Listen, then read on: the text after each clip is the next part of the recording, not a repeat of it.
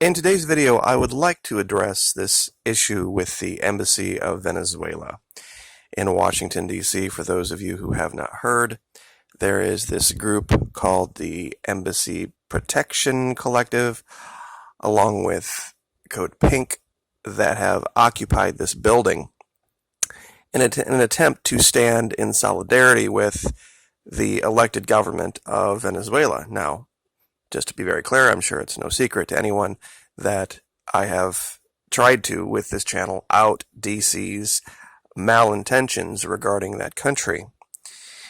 The difference between my take on this and the actions of these people is thus. Marches don't work. Protests like this don't work. They give the opposition, meaning the people in D.C. like Abrams and Rubio and Pompeo and Bolton and all these guys, it gives them a photo op. It gives them an opportunity to be seen as winning. Because Nicolas Maduro in Venezuela, has left the OAS. He has washed his hands of Washington, D.C., just like we should. That's where the story of states' rights and this kind of dovetail, because there are no solutions in Washington, D.C., regardless of what anybody who is an R or a D says. The RNC and the DNC are criminals. They are criminal organizations, and nevermore will there be found any fix for our country, any fix for the politics that are going on, until this country, meaning the states, divorce themselves of that government. It's just not possible. They are too entrenched. And it gives me an opportunity to tell another story. And maybe this will elucidate my position on this better. It goes to when this channel was very, very, very small, less than 1,000 subs. And we were talking about the issue with the Electoral College. And I'm sure it's also no secret that I'm no friend of the current administration in D.C. It didn't mean necessarily that I was a giant fan of the other option, quote unquote, other option, the Democratic option in the last election we had. But that was the assumption everyone made, and because I was speaking out against that particular individual, Mr. Trump, I got contacted by a lot of people high up in the Democratic efforts saying, we would like to sponsor your channel, we would like to corporatize your channel, we would like to set you up with deals and promote your channel because we think that you're speaking about the Electoral College issue in a way that could really help, the results of the election. And I refused because I said, look, my problem is not with specifically the R. My problem is with the RD machine. And your candidate is just as bad a choice as this guy is. There's two other candidates out there. And we went back and forth and they tried to argue how that was just not reality. And of course, that all went away. But this is the case here as well, because the people from Code Pink believe that, golly, if we could just get somebody liberal enough, some Democrat liberal enough to take over and we could be in charge for, 8 or 10 or 12 years, we could really fix this country. They're deluded. They're absolutely, totally deluded. And this kind of activity is, I'm sorry to say, it's narcissistic. When you make it about you make it about Code Pink, and then you create something called the Embassy Protection Collective, all you're doing is drawing attention to yourself, not to the case of what's really happening in Venezuela. And this is what's going to give those idiots that are in charge of our government a chance for a big win. Because Code Pink is disliked for so many other reasons that people are going to side against them just because of their opinion on other issues, not looking into the details of the false narrative being put out by DC about what's going on in Venezuela. And I'll say this again. Have there been problems in Venezuela? Yes. Have there been shortages in Venezuela? Absolutely. Is it the fault of socialism? No. Is it the fault of Nicolas Maduro? No. You would have to be somebody who has a mind that is willing to engage farther than sound bites to understand this story. That the system was compromised and destroyed by events of many, many years that started in D.C. The collapsing of the price of oil, the sending of paramilitaries into the country by Colombia, the collusion with the owners of the big businesses to keep things off of the shelves, to cause fake shortages in the beginning, to create the public sentiment against Nicolas Maduro. All of these things had worked and conspired together, and have been working and conspiring together since all the way back before Bush, really.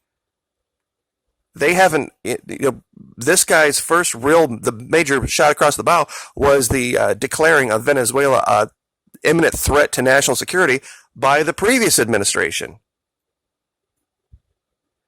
Now, I mean, it's something that I try to do videos on that nobody really got. That the current administrator and the previous administrator were shoulder to shoulder, no light between them, total agreement in their attitude and actions toward Venezuela. Many people couldn't wrap their head around that. How could Trump and Obama been so much, in agreement with each other? Well, in this particular case, there's absolutely no difference. Because, and I've said this before, the issue here about what's really going on has a lot more to do with the internal structures of the system that is underpinning the RNC and the DNC. The corporatization of this country and the tax revenue derived from it that's created this big, bloated, nasty, pus-filled abscess on the East Coast called DC. When you take away that underlying feed and say, we're not going to talk anymore about what we should or should not do with the tax revenue from the corporations, we're going to get rid of the corporations.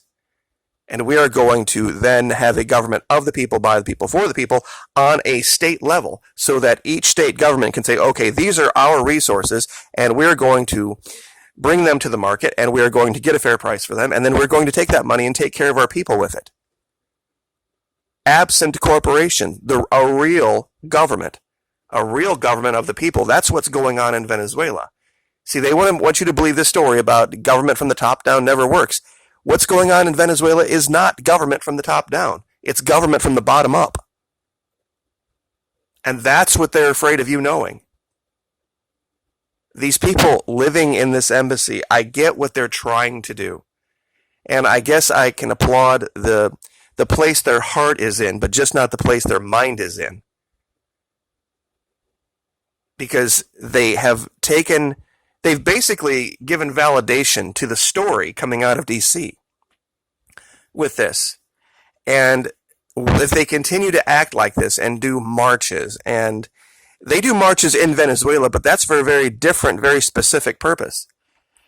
To show the millions and millions and millions of Chavistas that are standing with the government down there. Here in America, this accusation of barista communist, I have to agree with it, to be very honest with you. Because these, what you call socialists in DC, the AOC types, they have absolutely no clue about what real democratic socialism is all about. It's about getting rid of the monetary systems that enrich a few, and then let those few decide for everyone else what is good and what is bad. That's the problem. And that's the same that's the problem on the R side, and the same problem on the D side. The R people think, let's just take the money and we'll let corporate America, that tiny group of people, decide what's the best. And on the D side, we're saying, well, no, the corporatists, they are just going to make themselves rich. Let's let these few elitist politicians decide, death panels, Obamacare, what is good for everyone. But they're not debating where the money's going to come from. They're only debating what to do with it. And this is why people said, oh, you're anti-American. Well, socialism always fails. You're correct in the sense that socialism always fails if the desire of your governmental system is to make everyone rich at the expense of their neighbors. Then yeah, You're absolutely right. I'll totally agree with you 24 hours a day, 7 days a week. If your desire is for there to be justice and parity and equality of opportunity for everyone, then you cannot have a heavy-handed government in one location making a decision for an entire nation as big as ours. They have different states in Venezuela. All of the pictures, all of the video, all of the issues that you've seen have come out of one tiny location.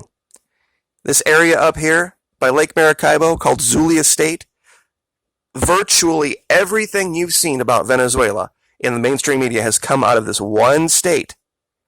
You don't see the virtual non-effect of all of this on the native population. How they have just said, okay, or the campesinos. This country is governed from the bottom up with the blessing of the capital of Caracas. They've even said, Delcy Rodriguez, over and over, I've said this, has said, look, we are not your answer. The solutions for your problems have to come from your localities. You tell us what the solutions are, and then we will then make adjustment accordingly with the finances coming in from the sale of oil. That's basically democratic socialism in a nutshell, which is why I've said we only have a solution that is where 50 states govern themselves. If Texas wants to put cattle on the open market or beef on the open market and sell it, and then as a state sell it, and then take the revenue from that or the agriculture in that state or even the oil they pump out in that state, and then say, okay, the revenue on the open market is going to go directly into the Texas government, not to some private corporation, and then that's going to be then doled out evenly, accordingly, and fairly by the government based on the input from the counties of Texas. I'm just using this as an example. Then we have a solution. Same thing in Florida. Same thing in Kansas. Same thing in Indiana.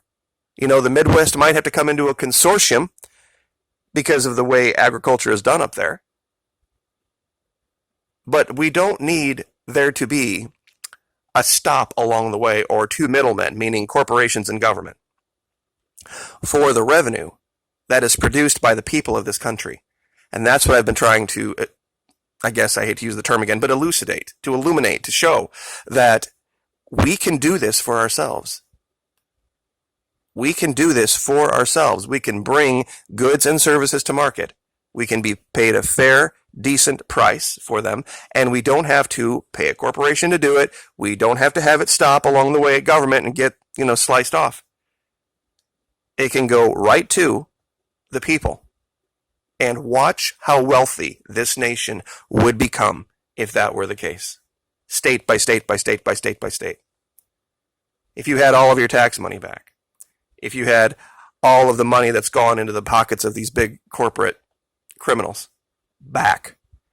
And, what would an extra $1 billion a year do for any one state? The entire state budget of Indiana is $2 billion a year.